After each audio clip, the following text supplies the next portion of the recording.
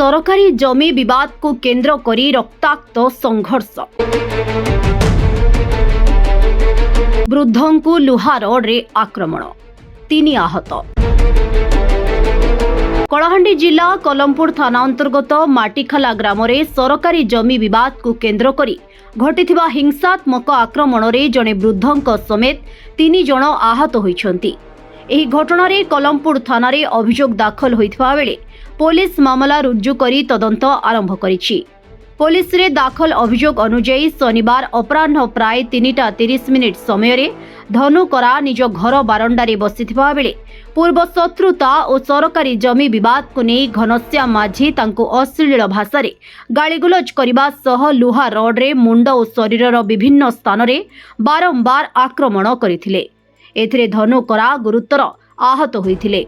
धनुकरांको पत्नी उल्लास करा स्वामी को बंचाइबा को जाइथिबा बेले अभियुक्त तांको मध्य लात और मुथ मारिथिबा अभियोग होइछि। परे अभियोगकारिणी रेवती नायक मध्यस्थता करबाकू जाइथिबा समय रे तांको मध्य माड़ मारिबारु तांको डाहाण आंठुरे आघात लागिथिबा कुहा जाइछि। एहा परे धनुकरांको संपर्किया चंदन छत्रिया घटनास्थल को आसुथबा बेले भवानी माझींको दुकान निकटरे घनश्याम माझी और मदन माझी तांको अटकाई काठ फलकरे आक्रमण करिथिबा अभियोग होइछि। एथिरे तांको बाम हाथ पापुली रे रक्ताक्त आघात लागिथिला।